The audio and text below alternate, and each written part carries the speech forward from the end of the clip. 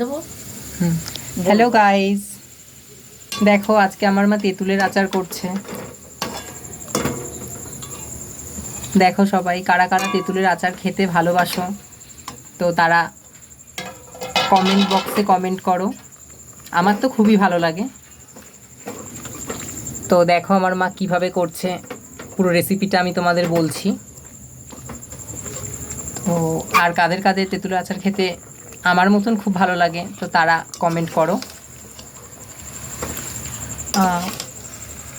প্রথমে আমার মা যেটা করেছে, পাকা যে তেঁতুল কিনতে পাওয়া যায়, সেই পাকা তেঁতুল কিছুটা পরিমাণ নিয়ে নিয়েছে, প্রায় 1 কেজি মতন।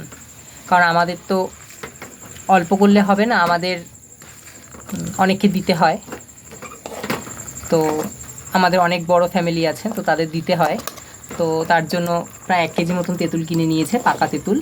তো সেই তেঁতুলটাকে বেছে নিতে হয়েছে। তো তেঁতুলের যে আঁশ থাকে, সেই আঁশগুলোকে ছাড়িয়ে নিয়েছে। ছাড়িয়ে নিয়ে তারপর তেঁতুলটাকে ভালো করে ধুয়ে নিয়েছে।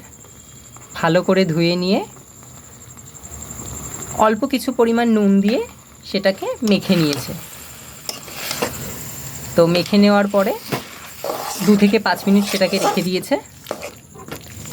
তো কড়াইতে গুড় জাল দিয়ে, মানে কিছুটা পরিমাণ গুড় নিয়েছে।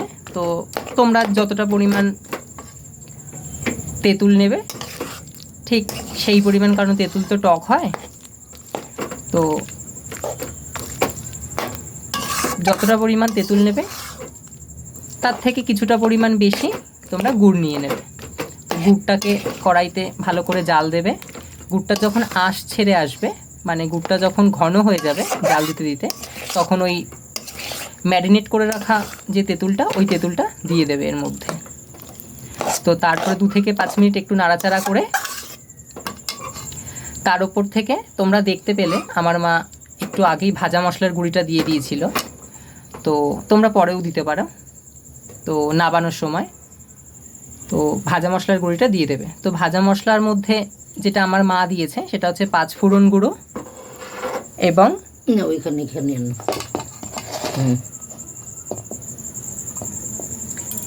মৌরি গুঁড়ো। তো 5 ফোড়ন গুঁড়ো আর মৌরি গুঁড়ো একসাথে ভেজে সেটাকে গুঁড়োটা দিয়ে দিচ্ছে, যাতে ফ্লেভারটা ভালো আসে, খেতে যাতে ভালো লাগে। তো দেখো তৈরি হয়ে গেছে তেঁতুলের আচার। তো একটা প্লেটের মধ্যে নিয়ে নেব।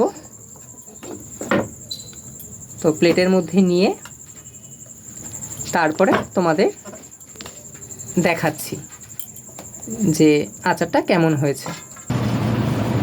তো দেখো গাইস, আমার মা যে আচারটা তৈরি করেছে সেটা পুরোপুরি রেডি হয়ে গেছে। তোমরা দেখতেই পাচ্ছ, অনেকটা পরিমাণ করেছে, প্রায় একটা থালা পুরো ভর্তি করে। দেখতে পাচ্ছ যে ভাজা মশলাটার কথা বলেছিলাম, ওপর দিক থেকে ছড়িয়ে দিয়েছে আমার মা কিছুটা, তোমাদের বোঝার সুবিধার জন্য। তো কেমন হয়েছে তোমরা কমেন্টস বক্সে কমেন্ট করো। আর তোমরা তো জাস্ট ভিডিওই দেখবে, কারণ টেস্ট তো করতে পারবে না, আমি টেস্ট করাতে পারছি না তোমাদের। তো যাই হোক, তোমরা কমেন্ট করো। আর কারা কারা খেতে ভালোবাসো আমার মতন তেঁতুলের আচার, সেটাও কমেন্ট করো। কেমন হয়েছে সেটাও কমেন্ট করো। তো চলো আজকে এই পর্যন্তই, দেখা হবে আবার একটা নতুন ভিডিও নিয়ে। ততক্ষণ আমি টেস্ট করে দেখি এটা কেমন হয়েছে, আশা করছি খুবই ভালো হবে। তো চলো, বাই।